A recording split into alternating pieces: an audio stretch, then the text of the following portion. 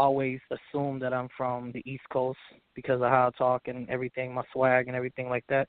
But, like, honestly, the only reason that is because the artists that I grew up listening to were from the East Coast. And that was like I said, my parents didn't raise me, Big Pun raised me. You know what I mean? Yeah.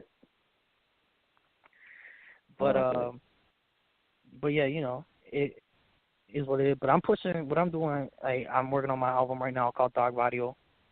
It's definitely gonna be illy. But I don't want to release anything of mine yet until the album is done. I start releasing singles. When the album's done, then I'll release singles and build up to the release of the album. So I'll be sitting on the album for a little bit. I don't really have one particular style that I do. I don't have one particular influence. I have various influences. So you'll hear a little bit of everything and what makes me original. But I'm also pushing for Woke TV. I'm a product pusher. If y'all don't know what a product pusher is a supporter and street team, fan, whatever you want to call it, who supports and helps push Snow the Product and her music. So and all of Vibe High, all of Woke. And I came on to ask if y'all would be willing to, if I could make a song request to premiere a single on y'all show from Snow the Product, featuring Drum. What do you think, Nakia? Yeah, I don't see why not. If you'll get the information to my assistant, let me provide you with that email address. Get it to him, and then we'll get it on the show on rotation. All right, hold on one second. So, you ready? All right. Yeah, let me get that down. Yeah. All right. So what's the email address? The email address would be ENDIE, F as in Frank, IYA @gmail.com. I'm gonna ask you one more time. It's just Let's break it. @gmail.com. Endie Fiya, INDIE FIYA. ENDIE. ENDIE. ENDIE FIYA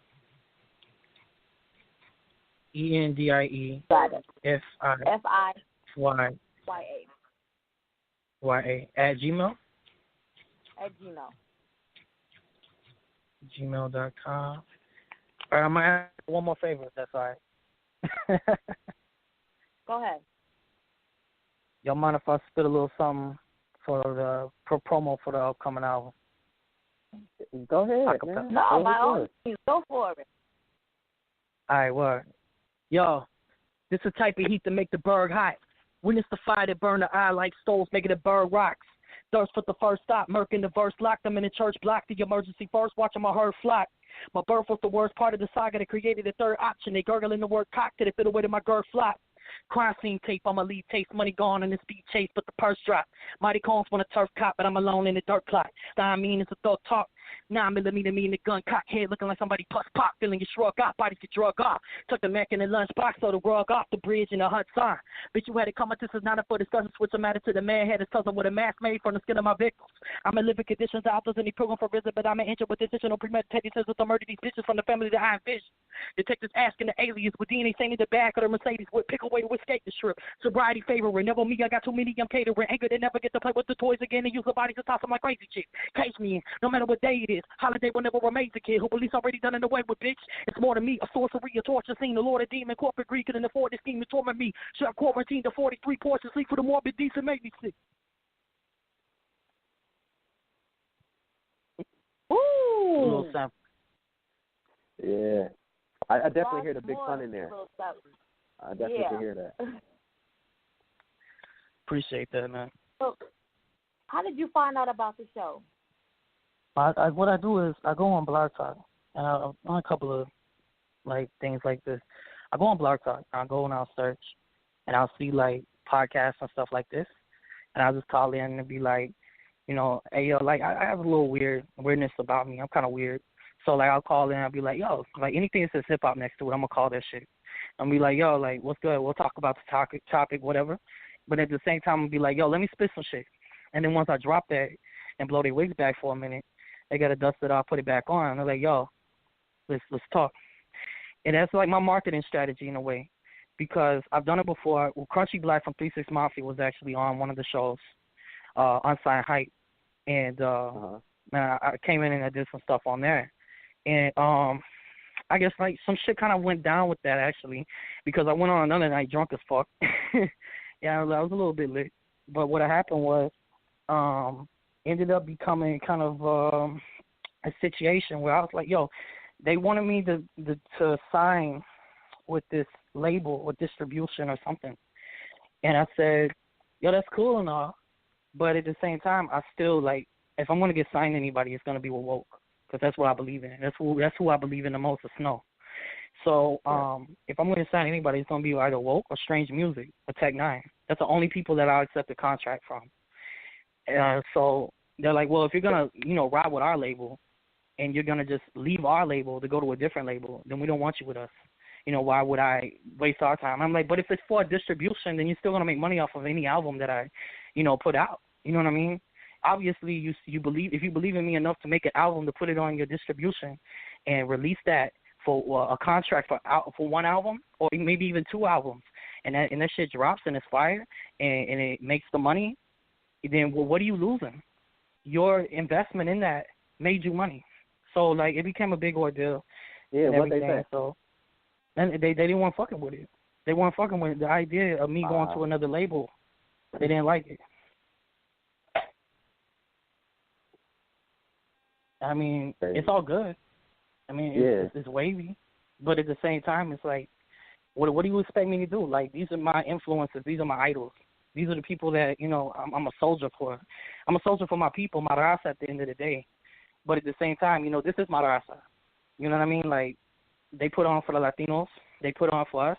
They put on for the world and on a world platform. So who would sit there and tell me that I'm 23 years old? I shouldn't be able to be tied down. I shouldn't have to be tied down to a contract or anything like that. I don't have no lawyer. I don't got that. Why am I being tied down to something like that? You know what I mean? Because I want to do something different. I don't know. It's confusing and blow my mind out the water, honestly. Do you have management at all or anything like that, or you just doing it all on your own? Man, I'll tell you like this. I started rapping when I was 12, and I was recording since 2008. Mm-hmm. And I opened up for a lot of artists. Went and I did my own little tours that I funded myself when I was like 15. I was on a verbal contract with American Recording Studios in Memphis, and things compound. They want to change my image to look like some Justin Bieber Latino kid. You know what I mean? Like, and I didn't want that. I wanted something different. I would say, I'm grimy. I ain't like that. You know what I mean? Like, so I ain't the preppy kid. So, like, everything kind of switched up from there to me, like, not having management, and I had my own little recording studio in my house. So I was doing shit, and my homeboy shot himself, almost died, everything. Like, it was a whole bunch of bullshit. So I had to leave the house I was staying at with him, basically a trap house where, and we left. And he was in the hospital. Didn't know my boy was going to make it or not. And I just ended up in a fucking a hostel, sleeping on a hostel bed in a church. So I was like, I had my recording equipment in my friend's car. So I finally talked with somebody, and they're like, yo, we'll put you up, and we'll put you up in a pad. We'll put you up in a spot. Let's see what goes on. Let's talk about it. So the shorty that I ended up staying with, she actually seemed like a cool person, and I knew her through somebody who knew somebody kind of thing, you know what I mean? And we were talking about it, like, hey, let's get it down, all that shit. So next thing you know, I'm staying at this bitch's pad, and then she gets pissed off because I'm behind on rent once. For the time I wasn't even staying there, right? So then she takes my fucking, she locks me out the house. When I wasn't even there, she locked me out the house. She took everything that I had, my desktop, my laptop, all my shit, all my recording equipment, things that I worked on since I was 12 years old. Took this shit and tossed it into a random dumpster while I was at work. Came home to the door locked, and then get a text message. I ended up back in Mississippi, getting a text message about that shit. You know, saying, "Hey, we took his shit, we threw it in the gun, and all the bullshit, man. Fuck this shit." So now I'm here. Where I ain't got no studio, nothing. Was you smashing this chick at all? Nah, man, she was dyking though. So like, you ain't mess with this chick at all. Like, she ain't go through. Hell no. That's what fucks with me the most. That's what fucks with me the most though, because I ain't give her the dick. I could understand like she'd be mad if I gave her the dick, and then like I was like, but but that's not what happened. She was just, I don't know, maybe she was a feminist. She hate men. You know what I mean? Yeah, I could tell. Shit, that ain't no secret at this point. She one of them SJW type, you know what I mean? Like social justice type, you know what I mean? And I'm down with her. I'm a brown beret. You know what I mean? Like I rock with the Panthers and the Braves. You know, I don't see why people, want to say that I'm not down for the cause or whatever, because I don't run with liberalism. I'm not liberal. You know what I mean? I'm more on the line of kind of like I'm almost a central anarchist in a way. Like I don't really believe in Americanism. I'm more of like anti-colonial stance. Yeah. You know what I mean? Yeah. So saying that, like, what would be an ideal world for you? Like, what's an ideal society for you? An ideal society for me, would be autonomy for communities where the people run their own shit, and like sovereignty for indigenous people, because indigenous people got the shit into the stick in this continent. I think that black communities need to have their Black Wall Street before, gets torn down again. You know what I mean? It doesn't need to get torn down again. We need to have our own communities and our own autonomy. I don't believe in a white supremacist society. I don't believe in an imperialist society. I don't believe in I can understand why there's an economy. Every government has an economy, but I don't believe in capitalism being ran by corporations. You know what I mean? I don't believe in this corporation, political climate. So, like, do you talk about that in your music at all? Like, from time to time, I do. I talk about what I talk about a lot. I talk about how we need to decolonize the music industry, because I feel like the music industry is being ran by people who don't know what the fuck hip-hop was about or is about, for one. For two, I feel like we need another thing I talk about is La Mira, ICE, immigration. Talk about them. Talk about how my people were here for thousands of years, and why the fuck are we being treated like aliens in our own ancestors' continent? And I feel like the cradle of civilizations need to be addressed, such as places like Africa, Mesopotamia, etc. Places where brown and black people ran this continent before. And there's no disrespect to my white homies and my white friends, but I'm just gonna keep it real. Like, they got that Neanderthal DNA in their ass, and they don't understand what the hell's going on really when they rocking with us. So they don't get it. They really don't.